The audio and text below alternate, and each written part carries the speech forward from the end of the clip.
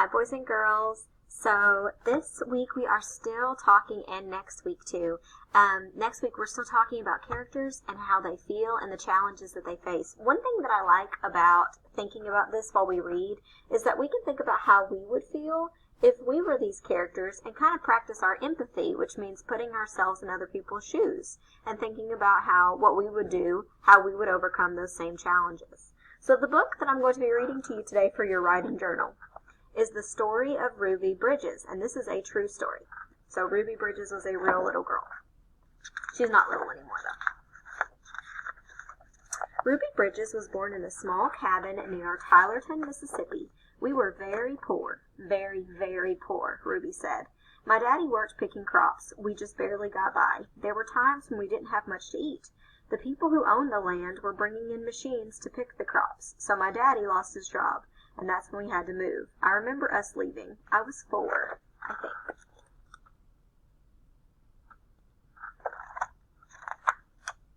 In 1957, the family moved to New Orleans. Ruby's father became a janitor. Her mother took care of the children during the day. After they were tucked in bed, Ruby's mother went to work scrubbing floors in a bank. Every Sunday, the family went to church. We wanted our children to be near God's Spirit, Ruby's mother said. We wanted them to start feeling close to Him from the very start.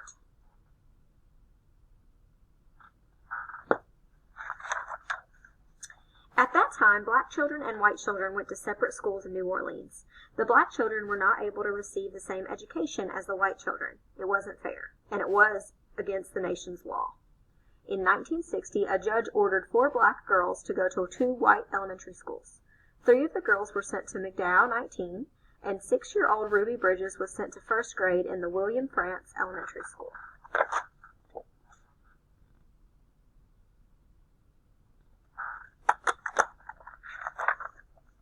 Ruby's parents were proud that their daughter had been chosen to take part in an important event in American history. They went to church. We sat there and prayed to God, Ruby's mother said, that we'd all be strong and we'd have courage and we'd get through any trouble.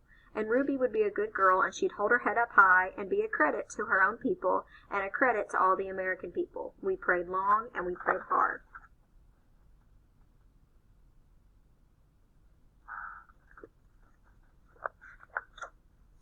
On Ruby's first day, a large crowd of angry people gathered outside the Frantz Elementary School. The people carried signs that said they didn't want black children in a white school. People called Ruby names. Some wanted to hurt her. The city and state police did not help Ruby. The President of the United States ordered federal marshals to walk with Ruby into the school building. The marshals carried guns.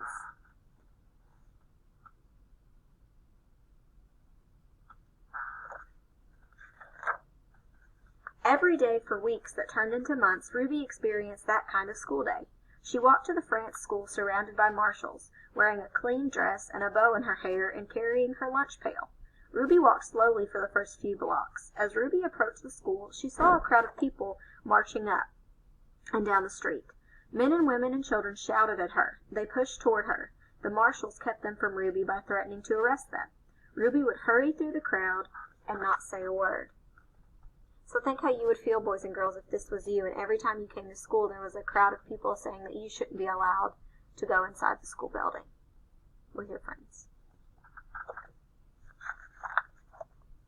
The white people in the neighborhood would not send their children to school. When Ruby got inside the building, she was all alone except for her teacher, Miss Hurley. There were no other children to keep Ruby company, to play with and learn with, or to eat lunch with. But every day, Ruby went into the classroom with a big smile on her face, ready to get down to the business of learning. She was polite, and she worked well at her desk. Miss Hurley said she enjoyed her time there. She didn't seem nervous or anxious or irritable or scared. She seemed as normal and relaxed as any child I've ever taught. So Ruby began learning how to read and write in an empty classroom, in an empty building.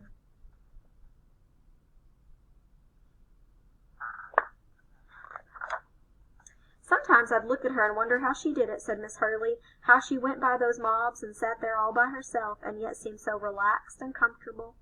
Miss Hurley would question Ruby in order to find out if the girl was really nervous and afraid, even though she seemed so calm and confident. But Ruby kept saying she was doing just fine. The teacher decided to wait and see if Ruby would keep up on being so relaxed and hopeful, or if she'd gradually begin to wear down, or even decide that she no longer wanted to go to school.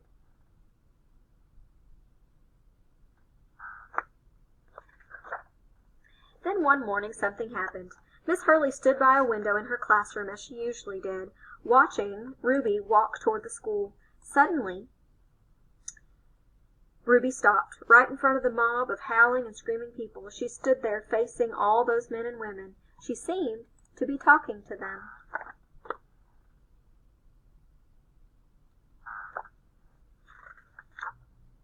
Miss Hurley saw Ruby's lips moving and wondered what Ruby could be saying.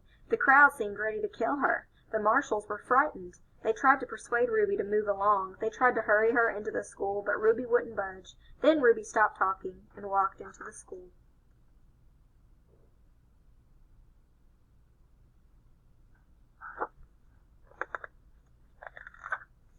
When she went into the classroom, Miss Hurley asked her what happened. Miss Hurley told Ruby that she'd been watching and that she was surprised when Ruby stopped and talked with the people in the mob. Ruby became irritated. "I didn't stop and talk with them," she said. "Ruby, I saw you talking," Miss Hurley said. "I saw your lips moving." "I wasn't talking," said Ruby. "I was praying. I was praying for them." Every morning Ruby had stopped a few blocks away from school to say a prayer for the people who hated her. This morning she forgot until she was already in the middle of the angry mob.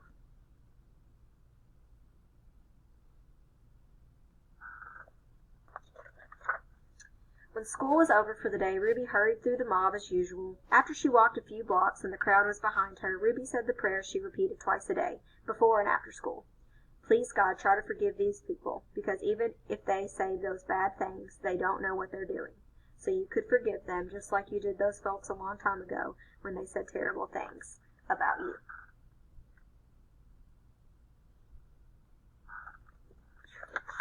All right. That's the end. Now, there is a little note from the author back here that tells what happened in real life after this book ends. So it said, later that year, 2 white boys joined Ruby at the elementary school. Their parents were tired of seeing the boys get into mischief around the house when they could have been in school and learning. So the mob became very angry when the first white boys went back to school, but those boys were soon joined by other children. "We've been sitting back and letting our children get cheated out of an education because some people have tried to take the law into their own hands," one parent had said.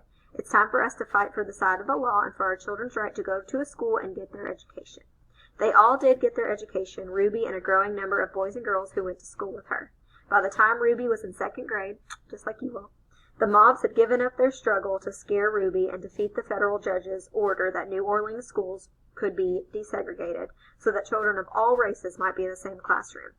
Year after year, Ruby went to the France school. She graduated from it, then went on to graduate from high school. And she grew up, boys and girls, and she's a successful businesswoman now. So I want you to think, if you were Ruby, in your journal, and I'll get you started. This should be journal number 4. So just like we always do, journal number 5. We're going to write journal 5 at the top.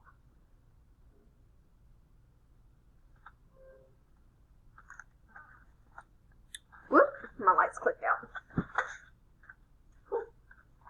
So we're going to write journal number 5 at the top. And there are a couple things I want you to tell me. I want you to put yourself in Ruby Bridges' shoes. So I want you to pretend that you are that little girl going to school for the first time and everybody's standing outside trying to get you not to go in just because of how you look or the color of your skin. So I want you to pretend like you were there, and I want you to think how you would feel. I want you to think what you would say. I want you to think what you would do. Now, Ruby in the story, she used her religion to help her through that. Not everybody is religious, but if you are, you could write about that. If you're not, you don't have to say anything about that. But I want you to tell me, what would you say? What would you do? How would you feel? And by doing that, boys and girls, you can really understand the character better and understand the story better. Okay? So I can't wait to read your responses, okay? And I will see you. I'll make another video for you virtual kids on next week. And this week, if you're coming to see me in person, I can't wait to actually see you face to face.